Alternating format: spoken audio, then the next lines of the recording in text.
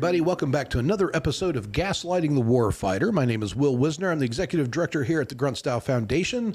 We've got a special episode for you today. Joining me today is my friend, Dr. Trey Warren, PhD. He is a visiting faculty over at Lindenwood University in St. Louis, Missouri. He's also a former naval flight officer and Top Gun graduate. You also have some other interesting things under your belt we'll get into a little bit later in the conversation. But Trey, welcome very much to the show. Thanks very much for coming on. Good to have you. Yeah, thanks, brother. Appreciate you having me. Yeah, you are a very interesting character. You're somebody I've gotten to know over the last couple of months, and your story resonates with me and inspires me. You are a very, very interesting character, and I look forward to sharing your story and your message with our audience today. So let's just jump straight into it. Tell us a little bit about yourself and how you came into this world of advocacy in the arena of psychedelic assisted therapies and different modalities that you feel very passionate about. Yeah, so I grew up in Dallas, Texas, went to the University of Texas at Austin, got my bachelor's there, went through ROTC, graduated in 1996, and went away to Pensacola to go to flight school for the Navy. Spent 2 years down in Pensacola for flight school.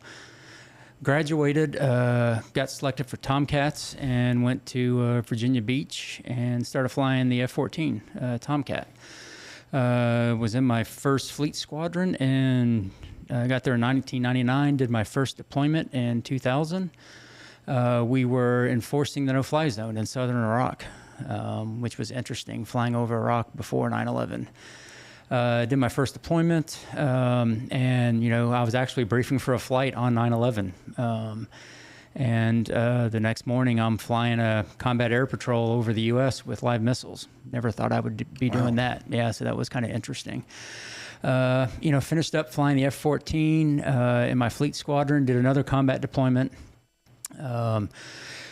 2002, we got to Afghanistan in, I believe it was July of 2002. And so we were there, got there right in the middle of the first full fighting season.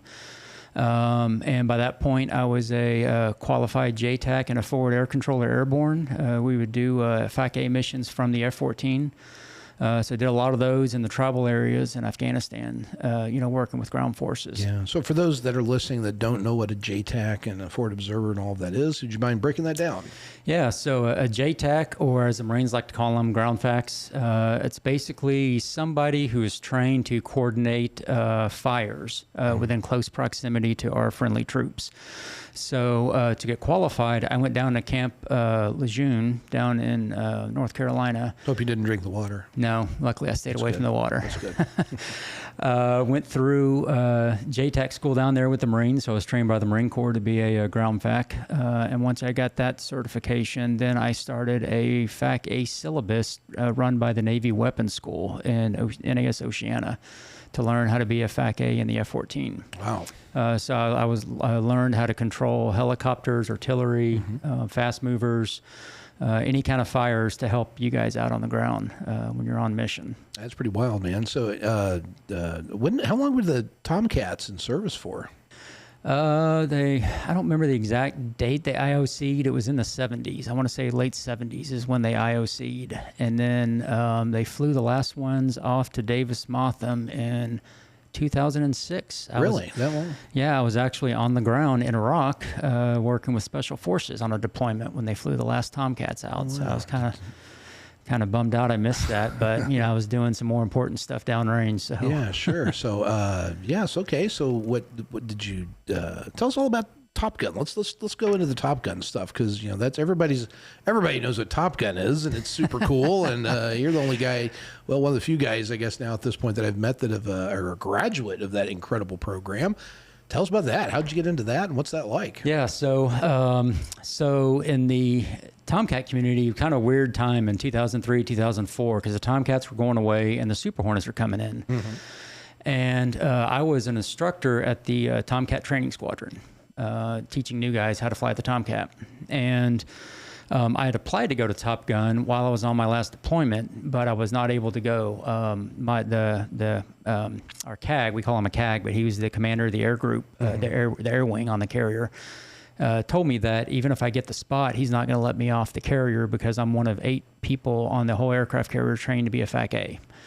And so I was like, damn it, I'd really like to do this. And so I'm hanging out at the F-14 training squadron, training new guys how to fly. And one of my good friends who ended up getting the spot that I had applied for calls me up and says, hey, what do you think about getting a Super Hornet transition and going through Top Gun and coming here to be an instructor at the weapons school here at NAS Oceana? I was like, oh, cool, that sounds awesome. So I started, kind of working to try to come up with some funding for myself. I basically started moonlighting, hitting up all the 06s I knew, trying to find, a command that had money that would fund me. So went out to NAS Lemoore for about 4 months, which is out in Central California. Got my transition to the Super Hornet and started up Top Gun in October of 2004 with 42 hours in the Super Hornet. And so I was still doing a lot of stupid things in the Super Hornet that students do as I was still learning how to fly this thing as I'm going through the hardest class that we have in the Navy.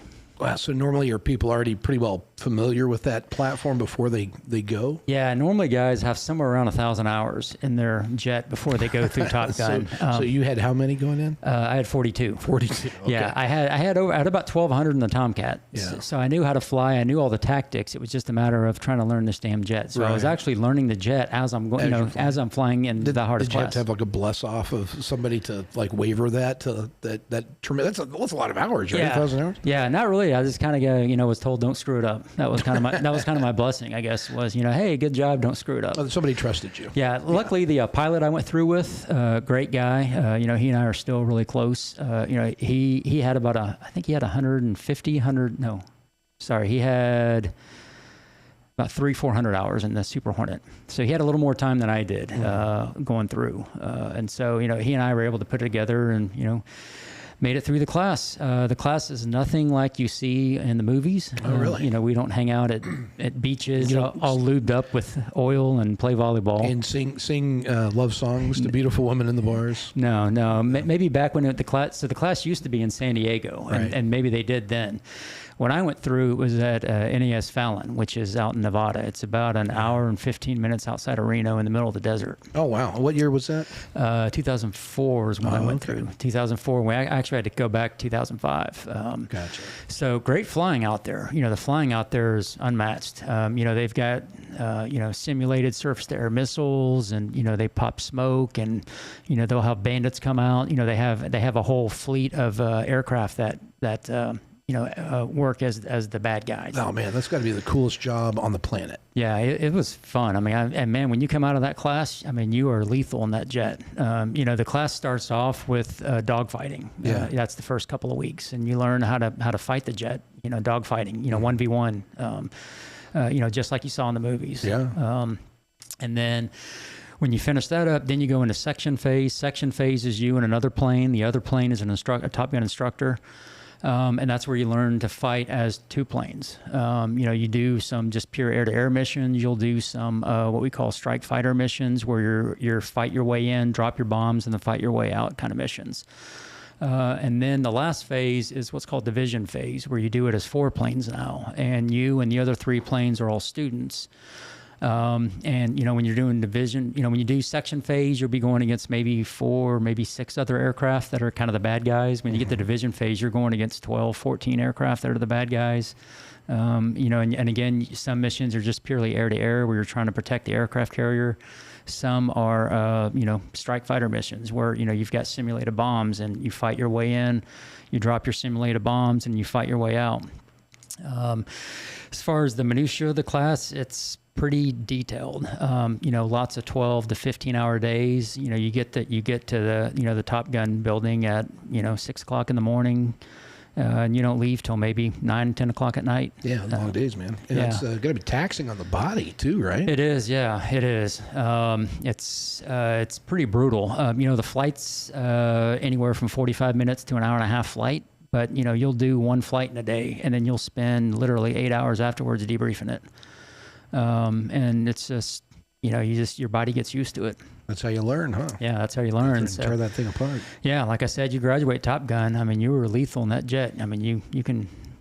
I mean, you're pretty lethal. Yeah, so that's what's that like in the aviator community? Like people that have gone through Top Gun. I imagine those guys are looked up to the way that the conventional forces looking up to like the special forces guys and all of that. Yeah, they kind of are. I always never like to look at it that way, because one of the things I learned early on is, be humble in the brief, be humble in the debrief, but fight like hell in the jet. Yeah. And so, when you go through the class, it's, it's kind of the same thing, hey, be humble, so, the whole, movies, Maverick, being this, it's not really like that in the fleet. A lot of the guys that are Top Gun graduates, you're called an SFTI, a strike fighter tactics instructor. Yeah. You wear the patch. But, you don't really flaunt it. You're pretty humble about it. But, you are looked up to in the fleet. Oh, I bet. Yeah. Does anybody actually do like the flybys like they show in the movie where they buzz the tower? We actually do get to do the flybys every now and then. You actually have to ask the tower for permission. So that's real. Yeah, we actually do it. It helps with morale. There's thousands of men and women on the aircraft carrier, and probably about 1,000 of them work on the flight deck. Yeah. And it's pretty dangerous up there during flight ops. And we can't do what we do without all those men and women up there doing it. So hats off to them. They're great folks. And so every now and then, if we had some gas left over in between launches and recoveries, we'd come back and ask the boss for a flyby. Hey, man. And the flight deck's at 66 feet, so we'd come in, normally sometimes around 66 feet, and you'd light the afterburners and, Man. I don't mind burning my tax dollars on something cool. It beats the hell out of the nonsense they do with it, right? Yeah, spitting dinosaurs out the back end. Yeah. It's great for morale, when you're out there on the ship. And, we're doing combat ops, the aircraft carrier. I mean, sometimes, especially during Afghanistan in 2002, we were out at sea for, 2.5 months maybe. Oh, wow. Without pulling into port. Mm-hmm. It was just, every now and then we'd have a day where we don't fly, to try to catch up on maintenance on the jets, and, air crew, we try to catch up on, educational type stuff that we got to do. But yeah, it was, pretty, doing those combat ops in both Iraq and Afghanistan, you get into some long time at sea without, pulling into port. And so, we try to do what we can to help the morale of the people on the ship. So, we do those flybys and stuff every now and then. It's pretty cool. So how long, when did you get out of the military? Separated in October 2009, after doing 13 years. Yeah. So that's a pretty lengthy career. Why did you get out at 13? Great question. So when I was an instructor at the weapons school, I'd actually just taken over the FAC A program. So I was a FAC A instructor, and I'd just taken over the program, teaching new Super Hornet crews how to be forward air controllers in a Super Hornet. And I got a phone call from the Navy Bureau about a set of orders that popped that had my name on it, about deploying to Iraq to work with special forces to do ISR and fires. And so I spent about 3 months stateside training up for that. And I spent about 10 and a half, 11 months downrange doing fires and ISR with special forces. Got pulled out of that early, actually, because the Super Hornet squadron I was going back to was in the middle of their combat deployment training, and they were about to deploy in November.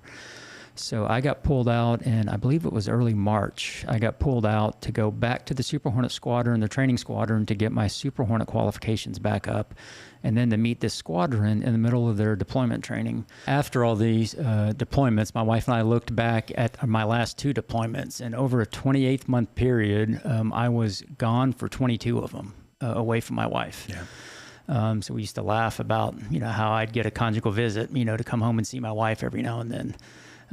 So, I was deployed for 22 out of 28 months. And I think that broke me, and that was my 3rd and 4th combat deployments.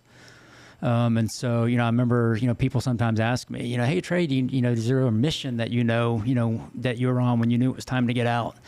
And, my answer is absolutely there was. It was, I did 192 total combat missions in some kind of an airplane. And it was probably, mission number 185. We'd taken off the aircraft carrier at night, going in country into Iraq, doing a night close air support mission. And, I'm flying with a new pilot. I was a pretty senior aviator by this point, so I was flying with all the new guys, showing them, how we did stuff in Iraq. And, we get airborne and we lose a, piece of equipment on the plane that, for the 184-ish missions before, I would have been like, hell, whatever. We're taking it in country, whatever. Who cares? I took those kind of, worse than those kind of things in country in Afghanistan.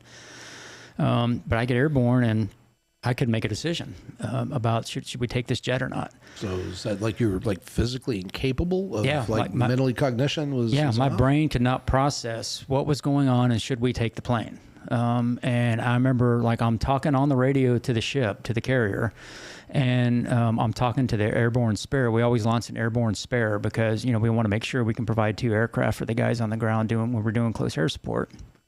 And they're both telling me, hey, you need to make a decision. Mm-hmm. And I just could not make a flipping decision. And so I ended up, saying, screw it. We're not going to go. Spare, go ahead. And so we turn back around and, we land back at the carrier with the recovery.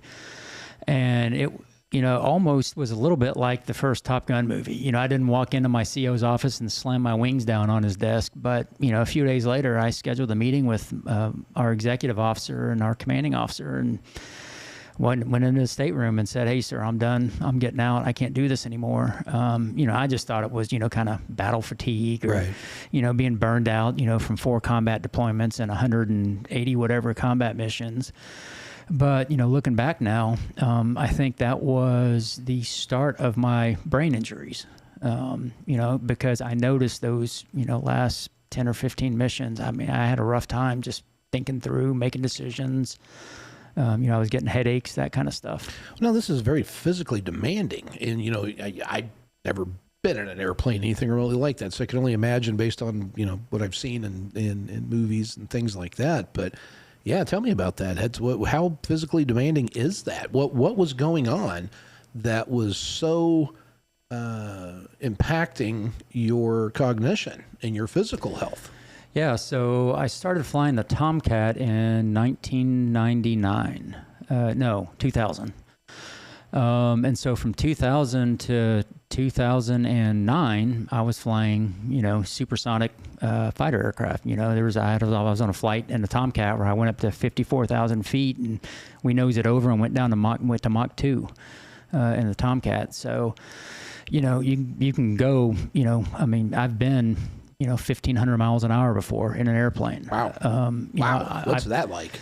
We did it over the ocean, and so you just notice the ocean going by really fast. When I was up at 54,000 feet, though, I could see the curvature of the Earth, and the sky above me was black. Oh wow! And so, we didn't have pressure suits on, and so that can't be good for your health. No, that was probably really the only time I was nervous in the airplane. All the combat missions, I was never nervous. Because we're taught to compartmentalize, but when I was up at 54,000 feet and I could see the black sky above me, I was like, all right, I'm ready to go down now.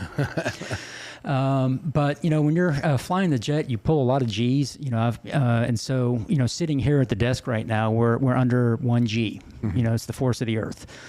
When you're in a fighter jet and you're going 600 miles an hour and you pull the stick back in your lap, you're probably going to pull 7 to 8 Gs. Holy moly. Which means, a lot of these aircraft, like the Super One, it has a G limiter. It won't let you go past 7.5, and it normally holds you at about like 7.2, 7.3.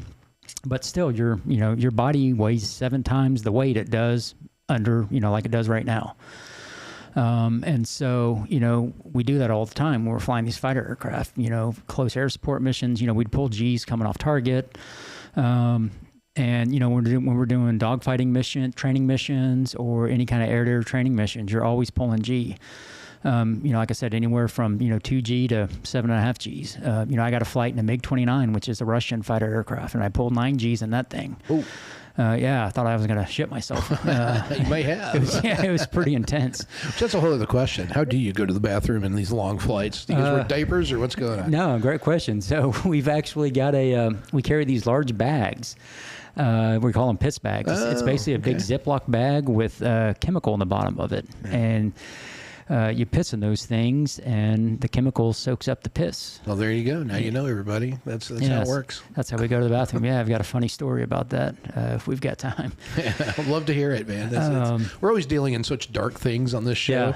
Yeah. It's like horrifically distressing topics where we're looking for light at the end. Like, yeah, man, let's spend some time talking about pissing in some cat litter in an airplane. Going, yeah, hell, I'll share the story, to lighten the mood.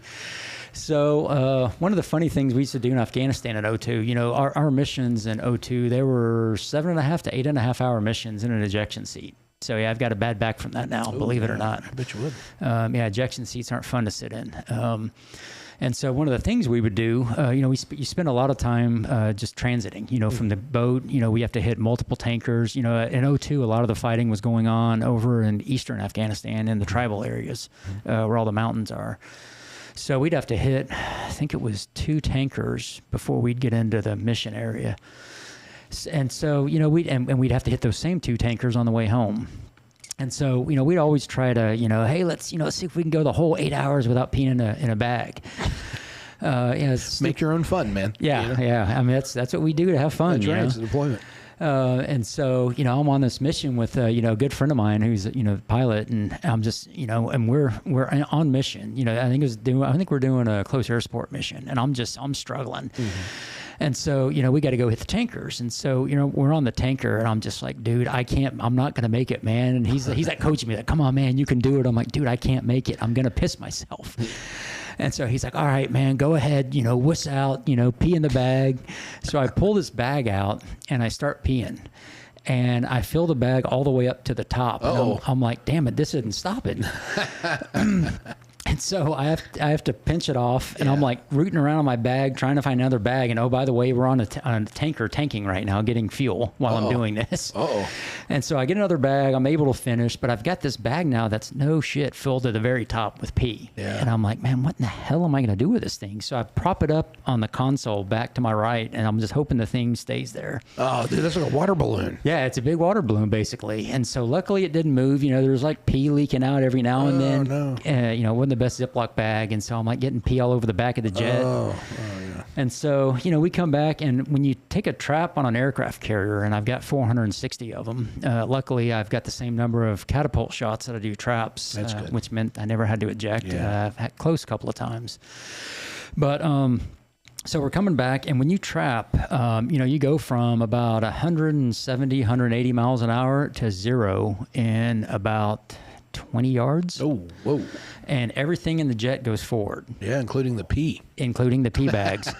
So I'm like, man, what am I going to do with this thing? I don't want this bag to go flying forward and hit the pilot. And so I'm like, I know what I'll do. Man, that guy was talking shit before you. Yeah, man, hit that guy. Let him have it. So I use my college degree, and I'm like, oh, hold on to this thing so it doesn't go flying forward. So we take this trap, and I'm holding on to this thing, the top of it in my left hand, as pee's leaking out all over my left hand, and I'm holding on to the rail. And we trap, and I see the bottom of the bag go forward, and we're under so much force, the bottom of the bag and the chemical in there, the bag opens up, and all this chemical and my pee goes flying forward. Oh, no. And it hits the pilot in the back of his arm, his shoulder, the back of his helmet. And so we're sitting here in the wires on the aircraft carrier at full military power. We've got a lot of dinosaurs coming out of the back of the jet.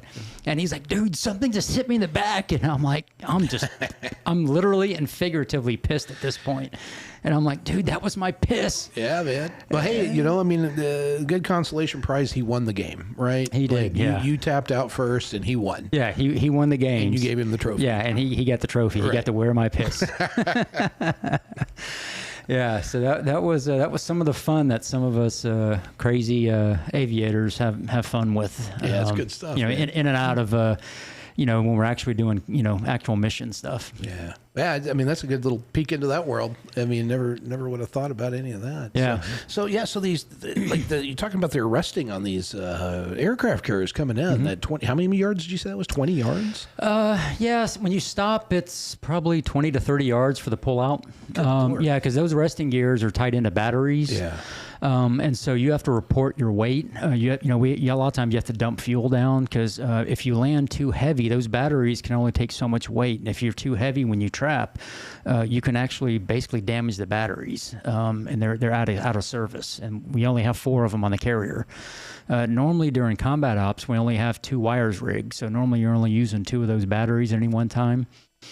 And so, yeah, when you stop, you're going from 170-ish, 160, 170 miles an hour to 0 in about 20, 30 yards. Yeah, that cannot be good for your brain. No, it's not. Normal landings aren't too bad, but I had probably 6 or 8 what we would call hard landings, where it's basically when you're right at the end, you pull off power. And sometimes the pilot will pull off a little too much power, and you've got a 50,000-pound jet now that'll start coming down like a brick of shit. Yeah. And those you'll slam down on the very back end of the carrier, and they hurt like shit. Mm-hmm. And it's funny because you can when you land, you can land hard enough where it'll pop maintenance codes in the jet, and when that happens, the jet is down. And they have to check the jet out, but nobody ever checks us out. The people out. Yeah. I mean, it's mechanical. I mean, if that stuff's things that are held together with steel and bolts and washers and nuts and all the things, if that stuff's rattling loose, what's going on inside the human body? Yeah, apparently they don't check you up. Like, you don't have like medical checkups regularly for that. No, we do annual flight physicals, but you don't ever fess up to anything. Well, sure, you keep your mouth shut because you don't want to get kicked off the merry-go-round. Yeah, I mean, I've flown with a separated shoulder before, right. And I had a TBI in 2002. I didn't report it at the time, but I flew. I think I was in the cockpit 5 days later, flying. Feeling the effects of a concussion, and separated shoulder. I had to have the plane captain help give me the right parachute strap because I couldn't reach the damn thing because I'd separated my right shoulder. Yeah, so I'm sure that was at the top of mind when you were making that decision to retire. Yeah, it was absolutely. It's the physical beating, my body took, so now I've got lower back problems. I've got a, bulging disc, C5 disc in my neck from, pulling G's with night vision goggles on. That's interesting. Everybody should try that one at some point in their life. When you've got night vision goggles on, I think those things weigh like a pound or 2 when they're attached to your helmet. And, we're still going 500 miles an hour, and all of a sudden, the pilot snatches on 6 Gs when I'm looking down writing something. The next thing I know, my head gets pinned down. Oh, yeah. That happened all the time, and so I've got a bulging disc now. In my neck from it. Yeah, what's the VA say about that? Not service connected? No, apparently bulging discs happens to all 40-year-olds, so it's not service connected now. For real? Yeah, absolutely. Oh, man, I was just joking around. No, that's what I was told, yeah.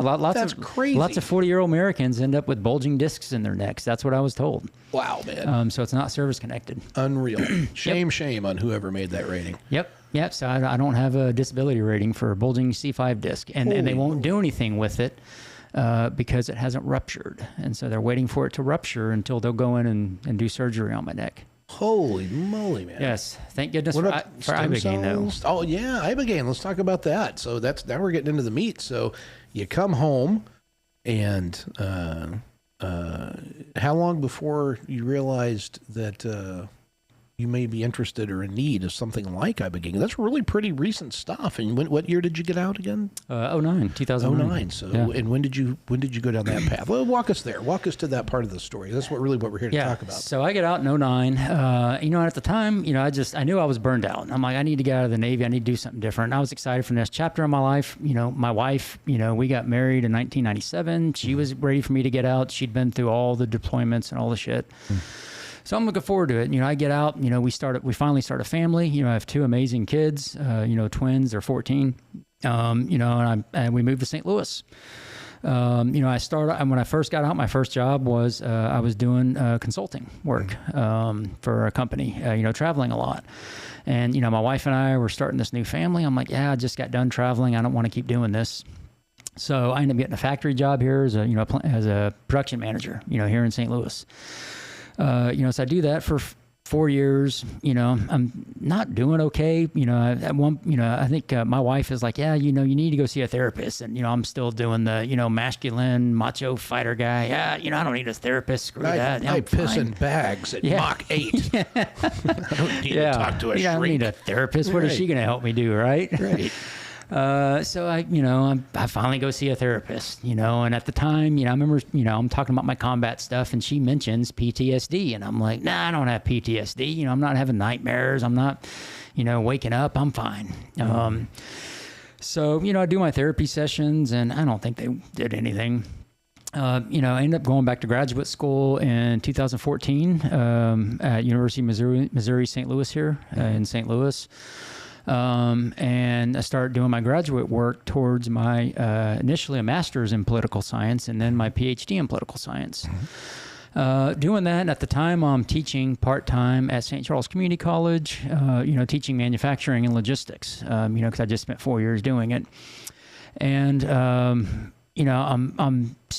not doing well. I'm struggling. My wife has been living with it for years now, and, I'm hard-headed, won't listen to her. My dad mentioned something, my dad passes in 2018. July of 2018, and I want to say it was maybe 2016 or 17. He's just talking to him on the phone, and he's like, son, you haven't been yourself in a while. Is something going on? You're all right? And I was kind of like, Dad, I'm fine. Life changes. I think my dad knew something was going on, but I still didn't see it. And so, but after he dies, I think that opened up the floodgates where I could not push down the PTSD anymore. And by November of 2019, the VA had diagnosed me with PTSD. I think at the time it was moderate.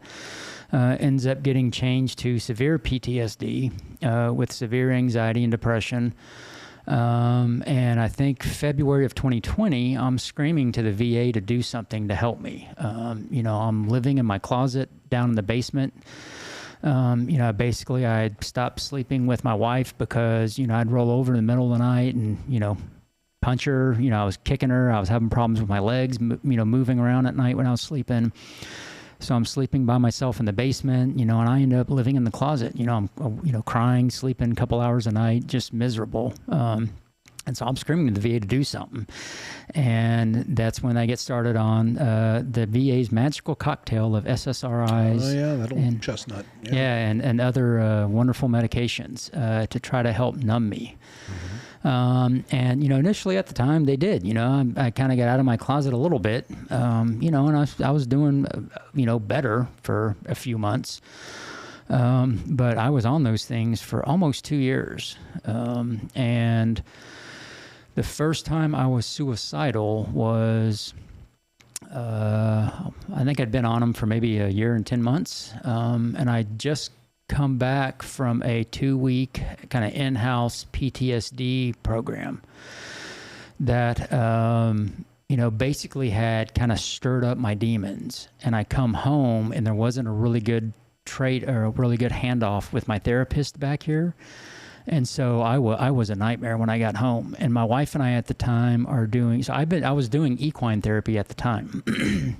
My wife and I we do a few couples sessions for equine therapy. And, I remember at the time, my wife had mentioned that, hey, this just isn't working out. And she, starts talking about, maybe we need to separate. And that was I just couldn't do it. And so, I remember leaving the equine therapy place, and the therapist, I think, knew something was up and asked me, hey, are you okay? And I'm like, yeah, I'm good. I get in my car and I start driving home, and I've already concocted the letter I'm going to write, and I'm driving home to get my 9mm out of my safe. Luckily, he contacted a good friend of mine now, who at the time was working at the VA. He was working for one of the outpatient clinics at Scott Air Force Base. And he was also kind of helping me at this time. The equine therapist calls him and says, hey, I don't think Trey's doing well. You need to call him. My phone rings. As I'm driving home, he calls me up and convinces me to drive out to Scott Air Force Base and spend the rest of the day with him. And that saved my life. Because he knew I had guns, he knew I had access to them, and he knew I was suicidal. Right. I already knew where I was going to park the car. I told him all this. And so the next day I drove out, spent another day with him out at Scott Air Force Base until I was kind of through that period. And while I was suicidal at this point, I was on 200 milligrams of sertraline, which I've been told is, near the max dose they will give you. I was on 100 milligrams of trazodone, same thing, and I was on 3 milligrams of prazosin for the nightmares. And then the VA, I was having, pretty bad side effects also, headaches, and, so the VA was, wanting to put me on other stuff. And so after I got through that suicidal period, I call up my VA psychiatrist. And I say, hey, this shit isn't working, get me off. And she starts trying to sell me on some other SSRI. Yes, dial it in. Yeah, hey, the sertraline didn't work. Let's try another one. And it was basically what I was told. I'm like, nope, I'm done. I want to get off this stuff. I don't like the way I feel. I don't feel right. The side effects are terrible. My stomach was all jacked up. I had headaches. I think I was on something for diarrhea. I was just like, this isn't working. So apparently she didn't know what titration was, she had a different definition of titration. so I come off of that amount of sertraline and trazodone in, I think it was 4 to 6 weeks. Wow. And I end up with the most horrific SSRI withdrawal that I would not wish on my worst enemy. Did you have that akathisia and the whole nine? I don't know what akathisia is. Brain zaps? Oh, yeah. Awful brain zaps. My skin was on fire. I would literally stand in a cold shower because my skin was on fire. So many people that I talk to with this SSRIs and this type of story, they all say, every one of them says the same thing, that they all go to these showers and they just, like, that's their refuge, is just this cold water of these showers. Yeah. That was the only relief I got, was standing in the shower, in a cold shower. The brain zaps were getting worse and worse. Drinking 2 to 3 bottles of wine a day. The one funny thing that I love to point out was I was at least being physiologically conscious by this point of my weight. So I'd switched from drinking a shit ton of beer and whiskey to wine, because I'd found that wine was lower in calories. Well, and you're an officer. It's fancy. Yeah, it's fancy. Yeah, so I put my little wine glass with my pinky, and up, right? Man. So yeah, I'm just drinking a shitload. It was awful to be around. My wife's a saint for sticking around as long as she did. Helping me through this stuff. But by, I think it was August of 2022 now, it's the second time I was suicidal. I couldn't take the brain zaps and the skin fire stuff anymore. I'm sitting there with her one night, and she could tell I wasn't doing good. She looks at me, she's like, hey, are you okay? And I'm like, you need to go down and change the code to the gun safe right now. And she's, I could see the look in her eyes. It was like, holy shit. And I didn't tell her I was suicidal about 6 months prior either.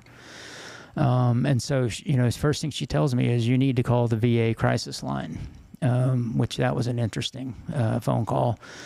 But, I talked to, some therapists at the crisis line, and, I don't really get any help from it. But my wife went down and changed the code to the gun safe. And if she hadn't done that, I probably wouldn't be talking to you again for the second time in my life. I would have started my 9mm that night if I didn't do that. So I fess up to her that I was suicidal about 6 months prior. And so, she's like, we need to, get you some help. And so at this time, I'm going to this veterans group at Scott Air Force Base. And there's a guy who just got back from doing an ayahuasca retreat. And he's talking about how great it was and how it really helped him. He was an 82nd Airborne guy who was in Afghanistan. And so, great guy. And he puts me in touch with, the people that he did the ayahuasca ceremony with. And I go out to do ayahuasca in September. And I do 2 ceremonies, Friday night, Saturday night deal. Yeah. And immediately the SSRI withdrawals went away. I wake up Saturday morning, and that was the first day I had lived in about 3 months without SSRI withdrawals. It was amazing. And how long had you been off the SSRIs? So I started coming off in February, and I think by early March I was off of everything completely. Okay. That's pretty fast. And the withdrawals didn't kick in till, they started off, I want to say April or May. They kind so you had to power through that. Yeah, they started off on, I think, April. It was kind of light, and it just got worse and worse and worse and worse. It wasn't like, I didn't go from like nothing to my brain's on fire. It started off subtly and just crept in over time. Wow. And then, so what was the month that you found ayahuasca? How much time had you been off of that the was meds? September, so I'd been off the meds. Wow. Yeah, what is that, March? 5 months I'd been off the meds when I went and did ayahuasca. And I had been living with the SSRI withdrawals for, April, so about 4 months. I'd been living through SSRI withdrawals. Wow. Yeah, and that's why when I got to August, that about was like month 3, and I was just like, that's when I was ready to blow my own head off. Like, I couldn't take this anymore. I mean, the SSRI withdrawals were so bad. Oh, titration is critical. One of the efforts that we're wanting to look at is we're wanting to develop protocols with folks like Angie Peacock, that's titration coaches, and I think that's probably some of our work ahead, because of the stories like what you just shared. We just keep running into those over and over and over. And what we've found out, disturbingly enough, the doctors don't know how to titrate people off of these things. No. I mean, it's like, how in the hell do we have a go-to standard of care, the status quo, where we're pushing these things like people breathe air, and then we have no idea how to get people off of them? Yeah, and the interesting thing that I found was when I started on the SSRIs, I started with, they were very subtle on, ramping me up to 200 milligrams. We started off, I think, with 50. And I think I was cutting those in half when I started on them. So I think I started off with 25 milligrams of sertraline, but I was all the way up to 200. And then I go from 200 to nothing in 4 to 6 weeks. Talk about going however much speed landed on the old aircraft carrier, hitting that ramp. Yeah, and it's essentially what we did. And you would think if you subtly have to ramp up to 200 milligrams, you'd probably have to subtly ramp down from 200 milligrams. Absolutely. It can take years to successfully titrate off. Apparently, they never researched that. Apparently, the FDA doesn't really care about that, I guess. Well, they need to make a titration pill they can sell and bill insurance. Well, get that into the market. I think God put one on this earth. I think so too. Ayahuasca, psilocybin, pick one.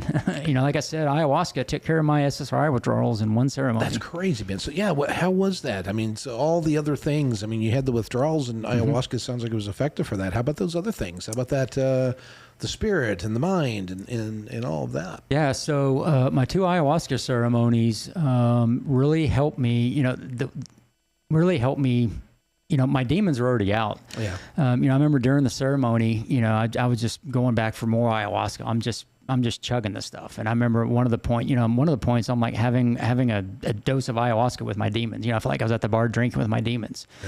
Yeah. And so, it really helped me, a little bit of kind of coming to terms with, living with my demons, and how to manage this. And so, those 2 ceremonies really opened me up to, I think, spirituality.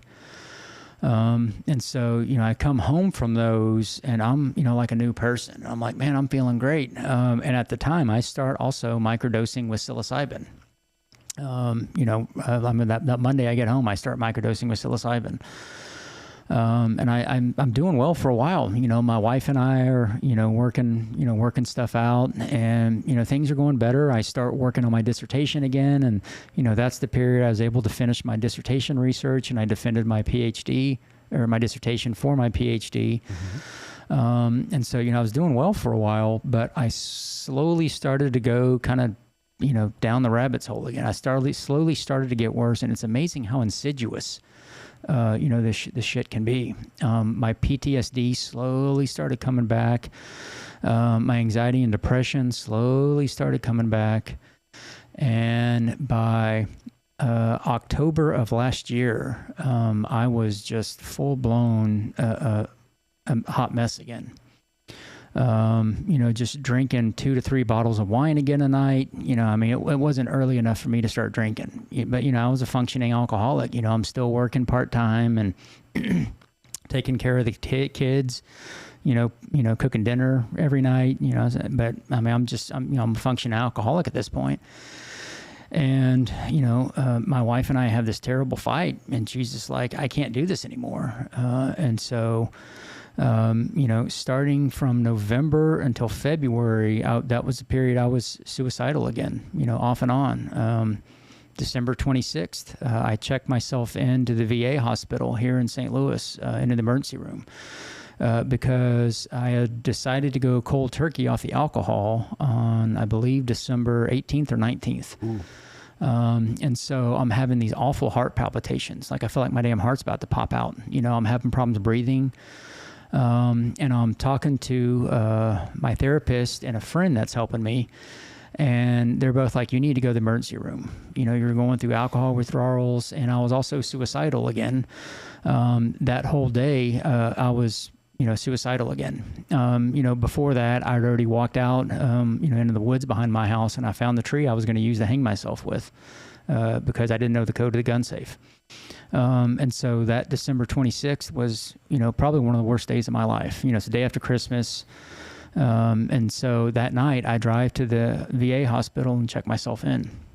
And the emergency room doctor that night wants to send me to the psych ward here in St. Louis, and I have to plead with him not to send me to the psych ward because I've heard nothing but awful things about the VA psych ward here in St. Louis. So I get him to let me stay in the emergency room overnight, and this is on a Thursday night, until Friday morning comes in, and the psychiatrist comes in. And the psychiatrist on staff at the emergency room can assess me. So he does. He talks with my therapist. We come up with a suicide plan, and they, end up. They don't give me any meds, but my heart palpitations start to go down a little bit, and they eventually release me, I think, late that afternoon on the 27th, and I go back home. And so, at this point, my wife and I start talking, and she's like, I can't, I've been doing this for 20 some odd years now. I can't do this anymore. It's destroying me. Mm-hmm. And so, we'd already decided that I needed to move out. I love my wife to this day, and, she allows me to, stay in the house while I try to get myself better so I can move out, which, was a great call, because if I'd tried to move out in November, I probably wouldn't be talking to you again. So, that whole spring, or that January, still going in and out of good days and bad days. And, I keep thinking to this day, I have, a friend tell me that, hey, when you're having good days, that's when you need to, try to find something to help you live. When you're having your bad days, call me up. But, basically, like, when you're having your bad days, think about what's keeping you here, your kids, and just do what you can to fight through your bad days.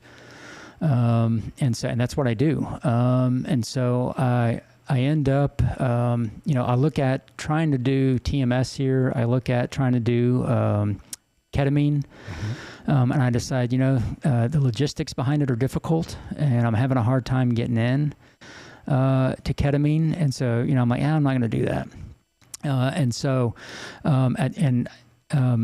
At this point, I'd gone to Songs for Soldiers, which is a veterans group here in the local St. Louis metropolitan area, and they'd given me the money to go do ketamine. And I talk with them and say, hey, I'm looking at going to Ambio through vetsolutions.org. I'm looking to go to Ambio to do Ibogaine. I'd applied everywhere. I'd applied to Mission Within. I'd applied to Heroic Hearts. Yeah, the backlog's just tremendous. Yeah, I'd applied everywhere. Yeah, word's out, man. Word's out on the street. My therapist and I decided I need to go do Ibogaine. And so I'm doing, my good days that I'm having, I'm applying everywhere, trying to get somebody to pick me up to, send me down to Mexico to go do Ibogaine. And I ended up getting lucky. And so I work out with Songs for Soldiers. We're able to shift the money from the ketamine to the Ibogaine. But it doesn't cover all of it. And so, I talked to some family and friends and, asked them for make up the difference. And, God love them, they do. And so, I go down and I get a phone call probably around February, I think 9th or 10th from vets, that they had a cancellation, and hey, we've got a spot for you to go down to Ambio to do Ibogaine, but you have to go in 7 days. And, can you make that happen? And I'm like, sign me up. And they asked her, like, well, are you going to be okay with the integration? And I'm like, look, I've done ayahuasca ceremonies. At this point, I've been microdosing with psilocybin for a few years, and I'd done a few psilocybin doses. And so I'm like, I think I'll be all right with the integration. And my therapist I was working with, we were kind of already doing integration anyway. So I do kind of an afterburner style integration, and I go down on February 17th to 22nd. I go to Ambio and I do Ibogaine and 5-MeO. And those, those two, people always ask me, like, what the different psychedelics are like, and they're like, oh, which one was the best? And I'm always like, I don't know if there's a best. Yeah, I don't think that's really the right way to look at these people always, things. People who haven't done psychedelics always ask which one's the best. And I'm like, to me, they're all different. It's kind of like alcohol, beer and whiskey and wine, they're all different. Psychedelics are the same way. Yeah, they're all different. Psychedelics will absolutely show you the 72 ways you're a piece of shit. Yeah. Man. So it's like, that's not that pleasurable of experience. Yeah. So who's sweet talking you the best there? Yeah. So the way I try to explain that experience was, I feel like all the ayahuasca and psilocybin I did kind of, it kind of helped, it was all build up. Mm-hmm. And so, I went down and did Ibogaine. Ibogaine was earth shattering. And then the 5-MeO was kind of the cherry on the top of the cake. I had hugely spiritual awakening. Under 5-MeO, I had, complete ego dissolution. I got to go all the way with the toad. It was amazing. And so, I came back. It's funny. One of my good friends, worked for Ambio. He and I were Tomcat instructors together in the training squadron. And, it's funny, when I got down there, I'm talking to him and, I'm like, fuck God, I hate God. There is no God, piss on God when I go down there. And after my Ibogaine 5-MeO experience, I can 100% guarantee there's a God because I've sat with our God. Right. It was just amazing experience now. I've taken a lot of folks around that kind of a trip and down south and work with a lot of these people. And I would say that's a very common experience. Most of these folks, I don't know that there's been that many atheists that we've taken down. Everybody's kind of in that same place where they're angry at God and they feel betrayed and left behind and all that thing. Yeah, man, that's the common experience. That's the glue is they all seem to come back with this deeper understanding of kind of really what is God and how does all that fit together. Yeah. So it's what a modality, man. It's an incredible experience. Yeah. And I forgot to mention too that, I remember the last time I was suicidal was a week before I was supposed to leave to go down to Mexico. Yeah. My wife had left the house with the kids and, I was having an awful day and I tried to break into the gun safe again. And I'm just pushing codes, trying to figure out something that I think she would change the code to. And, this still stands out in my mind because I remember I couldn't get into the safe and the safe eventually locked itself out. And I break down in tears, not because of where I'm at, but because I could not get in the safe because that's how badly I wanted to end it. And I just break down crying in tears, on the floor of my basement. And so, if it wasn't for, Ambio and for Ibogaine and 5-MeO, again, that's the third time in my life I probably wouldn't be here talking to you today. So it's been a battle, 6 years now I've been at this. Yeah, one of the other things I've seen in the years I've been doing this stuff now is there's a lot of brain injuries that present PTSD type symptoms. And I'm not necessarily convinced that all these things are PTSD in the way we understand them.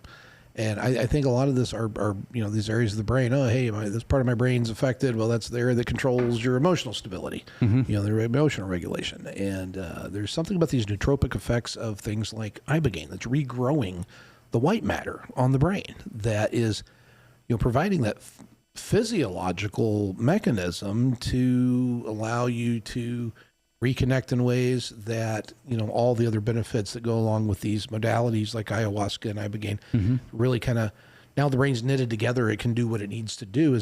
How have you been since that experience? Yeah, it's interesting you mentioned that because, like right now, science has so many issues with PTSD and TBI brain injuries.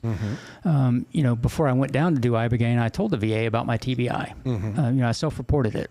And I saw a neurologist, and, I told the neurologist about these symptoms I was having, severe anxiety and depression. I was having problems remembering my name some days. I couldn't remember, I got lost driving to the grocery store. I ended up driving the wrong way down the road with my kids in the car just because I got confused at an intersection. I was telling them about those things. I was having angry outbursts, and they're like, it's just your PTSD. And so there's so many things I think that science does not understand about how the brain works.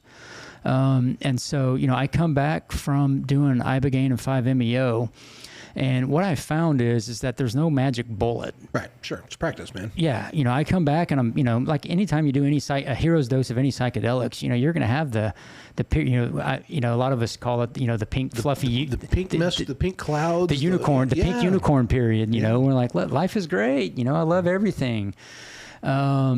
The way I see it now is this is all maintenance, and those periods after you do psychedelics, the integration, all that is the psychedelics are buying you space to start developing healthy lifestyles. Yeah. That's what integration is. Yeah. And so, what I've found during my integration, and the way I see my integration now, it's a lifelong thing I'm going to be doing now. I think right. A lot of veterans you and I've talked about that, about like a lot of the traumas and a lot of the stuff we're healing from. There's not like an end of the road here for us. It's a lifelong thing, however long absolutely. That is. I do know that with the psychological things and the healings and the spiritual things, it always seems to present as a lesson. But what are you going to do with it? Because you can go right back to where you were if you want to. And if I think like in what I was hearing from, you were talking, I kept thinking, well, maybe there's, physiological damage in that brain that, it's hard to integrate that stuff because there is that damage that you're having to work through. And, I know the nootropic properties of the regrowing of the white matter, for instance, with the Ibogaine stuff, maybe you needed that bit of that knitting of that damaged area. That's why we're such big advocates on hyperbaric oxygen therapy. Man, that is important stuff. It regrows soft tissue, and your brain is soft tissue and fat. Yeah. So interestingly, when I was in crisis, I tried to get into a hyperbaric chamber here in St. Louis. And the only places that have the medical grade ones are all the hospitals. That's hard. Yeah. Because they don't like to use them for off label. Yep. And what is accessible, you're gonna have to go through like a chiropractor or something like that. And it's generally 1.3 times atmospheric pressure tank, which is not medical grade. And what we have learned, we've given away about 15 of those 1.3 ATA tanks to different veterans who have been denied health care for different reasons.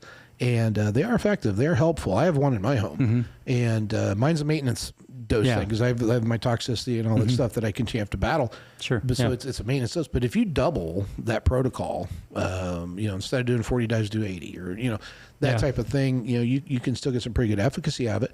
But a lot of these chiropractors and stuff are charging $150 to $250 a dive. Yeah. And you need 100 dives? Like, seriously? I mean, that's not accessible. You can buy these things through, different outlets. There's a partner that we work with. It costs us about $7,000 a unit, for the bag chamber and the compressor and all of that. Yep. So, have you looked into any of those? I have looked into those chambers, and from what I've found, it's, for me, it's cheaper to go down to Ambio. Yeah, that's probably true. And so, so I, right now I'm not looking at purchasing a hyperbaric chamber. Instead, what I'm doing is, I've already got my next journey to Ambio planned to continue more, more healing. I don't, like I said earlier, I don't think there's an end to this healing process. There's not. I've not found that to be the case for sure. And so, in this period now, I think it's about 5 months, 6 months from my Ibogaine ceremony. I've used this time to, get into meditation. I've started doing traumatic release exercise. I've done a version of a holotropic breathwork session. Yeah. And so I'm finding things that help me, basically live with my emotions now. Yeah. And I think, it was mentioned earlier today that, we need to learn how to live with our emotions. That's right. And how to express them. That's right. And, I'm actually getting to the point now after, 6 years of, going through this journey and 3 years of doing it with psychedelics where, I kind of welcome, I welcome the painful emotions because I know it's healing. That's right. I know what's on the backside, and I don't try to push it down anymore. Isn't that amazing? It's like there's so many of us that are coming to these same conclusions, and maybe we're influenced here and there by words of people we trust or admire or respect or whatever. But at the end of the day, I mean, it's something that's settling in our bones. Yeah, and we just know that it's true. Yeah. And I mean. I don't know, man. I hope the clinical research stuff advances rapidly, and I hope we get a good handle on that so this stuff can become more widely available. And in the meantime, if we got to send people to Mexico to go set with this stuff, then that's what we're going to do. We're going to get as many people down there as what we can, because stories like yours, man, I hear it all the time. And if you were a 1, here's a question for you. If you were on a scale 1 to 10, if you were a 1 on that last day that you were trying to figure out that code to get in that gun safe, compared to where you are now, how are you doing? You back up high on the higher end of the scale? Man, I would say I'm probably right now. I'd say I'm probably 8. Wow, that's pretty good. 7, 8. Yeah, I'm feeling pretty good now. That's amazing. I've like I said, I've really found spirituality. And some of the things, I'm helping buddies of mine who also flew F-14s and Super Hornets. I'm helping them get down to Ambio. And you guys specifically are so important in this work, in this further messaging. There's guys like Wiz Buckley's doing this kind of stuff, and Smurf Keegan's doing it. I mean, all these guys are these badass pilot dudes that really everybody looks up to, and your guys' experience and testimonies carry an awful lot of weight. Yeah, there's only I think 8 or 9 of us, Navy fighter jet guys that have done ibogaine. Yeah. And what we're finding is that I think this whole brain injury thing isn't just related to my TBI, because those other, there were 3 guys that committed Navy fighter pilots that committed suicide about a year and a half ago, 2 years ago. And so they're starting to find in naval aviation that some people are developing brain injuries at the cellular level. They don't know why. Why is it some people and not others? Nobody knows. But there's something going on, because a lot of us, not a lot, I'd say some of us are suicidal. And unfortunately, some of us aren't here today. Sure. Because of it. And you introduce these medications. Yeah. Loose use of the word, pharmaceuticals. Yeah. These things increase these levels of suicidal ideation. We're giving to the people that are already perhaps suicidal.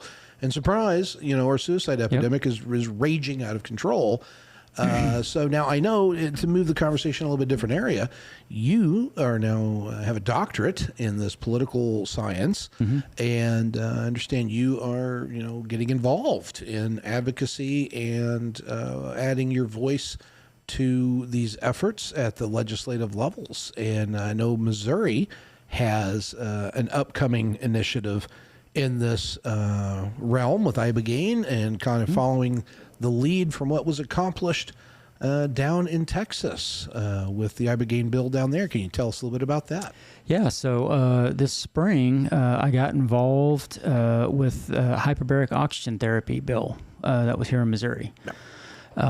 And drove down to Jeff City, testified in committee on the bill, walked around the Capitol, met with, I can't remember how many, 15, 20 representatives, and maybe 4 or 5 senators.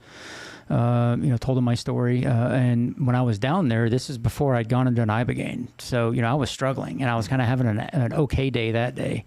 But, I was just telling them my story about, how I'm struggling. I'm suicidal right now, not today, but, and so, wrote a letter to the Senate when the bill made it over. The Senate had a companion version. Wasn't able to make it down for the testimony, but, spoke at a veterans group meeting about the bill, asked all the veterans there to, contact their representatives. I talked to 1 or 2 about, finding their representatives, and asked them to call, telling these people, hey, vote for this bill. And so, we were able to get this bill passed. This bill allots a couple of $1 million of money that the Missouri Department of Health is going to manage through the Veterans Committee. And it's going to basically help with research for veterans it'll be with anybody who's got been diagnosed with PTSD or TBI. I don't know. The whole cycle's crazy, man. It's like we're trying to look at a wheel to understand how a car works. Yep. And why don't we just go to the source? Why don't we go to these people who've been using these modalities for thousands of years and be like, hey, man, how's this work? Yeah. It seems like that's that where would I be a found the lot healing faster. is. Yeah, that's where I found it too. It's like we've forgotten about it. Yes, and I don't know if that's our hubris or like we just think that we're so much smarter than these people that have been working with these modalities for thousands of years. That God put here on this planet, and oh, by the way, we have receptors in our brain that are open to binding with the chemical agents in these Thank you. God-given plants. Yes, and our endocannabinoid system. We're built for this. Yes. And, you look at what's going on in Texas. I mean, those guys, holy cow, man, those folks come across like clowns on some of the political theater and claims that are being made down there. You take the 8 marijuanas and you're going to jump in front of a train. It's like, this is nuts. So thank you for doing what you're doing, Trey. What's next with this iBegan initiative, and what's your involvement? What's coming? Yeah, so out of the HBOT bill, we've started up the Missouri iBegan initiative, and so there's, I believe, about 5 or 6 states that are trying to start this. And the whole idea, this has never been done before. The whole idea is it takes about $300 to $400 million to get a drug approved by the FDA.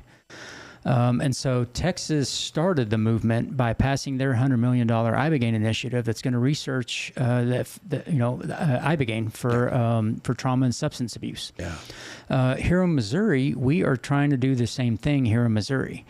Where last session we actually worked to try to put a line item in the budget for iBegan research, and the money would come from Missouri's opioid settlement money. That was killed in the Senate this last session. And so now we are working with the folks from Texas, and we are working to try to push basically a mirror bill of what Texas just passed, but we're going to modify it for Missouri. And we're going to try to get Missouri on board the iBegan train to try to get iBegan passed by the FDA for use with substance abuse. Because, as we know in Missouri, we've got a terrible meth problem. Opioids a problem everywhere. Oh, for sure. Alcohol is an awful issue. Nicotine. My experience with iBegan was, I went down a raging alcoholic. I have not had a drink of alcohol. I actually stopped drinking, in December before I did iBegan.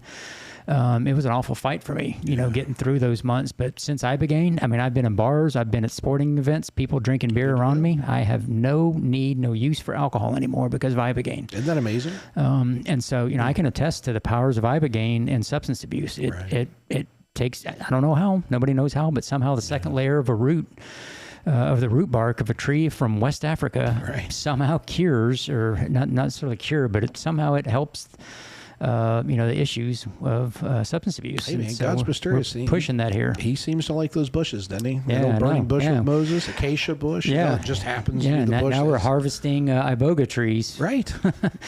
Yeah, so we're trying to do the same thing here in Missouri. We're trying to get the Missouri legislature on board with a public-private partnership. Are the champions starting to be identified that are going to take the field on this bill? Do we have a champion that's going to spearhead this thing? So right now, we've working with the lobbyist, Ethan Thampy. He was great. He was the lobbyist that I worked with on the HBOT bill.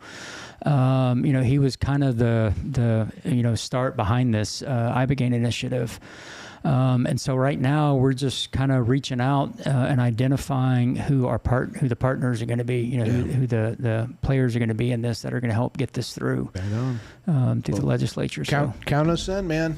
That's awesome. I'm glad that we've got Grunt Style and IW's help. Yes, and you have also recently found IW. I understand. I know you did a little short hike with us there on the 4th of July. I did. Yeah, that was probably the most fun I've had in a while. It's a good time. Yeah, it was. I got to meet another Navy veteran from Indianapolis. I met an Army veteran from San Antonio, Texas.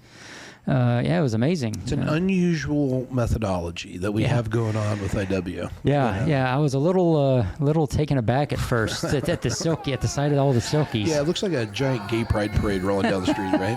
It does. It works. It works. I wasn't sure what I was getting myself into at first, but no, I had a blast on that, and thank you and Hugh Tyson for letting me tag along. Well, Trey, I think we've come to the end. We're going over a good bit of time here, and it was every minute of it was interesting. And thank you so very much for joining us. What final words would you like to leave our audience with? If you want to encapsulate everything into one final message. Yeah, so first I'd just like to thank you for having me today. And I think what I would say to everybody is, and I've been there obviously multiple times where you're fighting the demons. I'd closed myself off.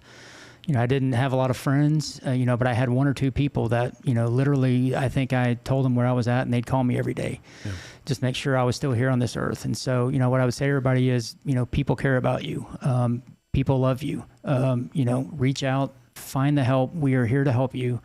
And it's going to get better. I promise you. I was scared about what the other side of my life looked like. Now I'm there, I realize I'm going to have to maintain this, but, I love it, And so I would just tell everybody, don't give in, fight, and because we want you here with us. We love you. All right. Well, I think that's a wonderful message, man. Well, thank you again, Trey, for coming in, man. This was an excellent conversation. So Trey Warren, everybody, thank you guys so much for tuning in and checking this content out. Keep your eyes peeled on this activity that's going to be happening in Missouri with the Cybergate Initiative. And we hope for your support. Follow us along with us here on our social media accounts on X, on Facebook, on TikTok, and on Instagram. Just look for Grunt Style Foundation and keep abreast. We'll be reporting on the activities and adventures of Dr. Trey Warren. And we'll catch you all next time. And until then, stay waxy, everybody. Take care. The Grunt Style Foundation continues fighting for those who have served.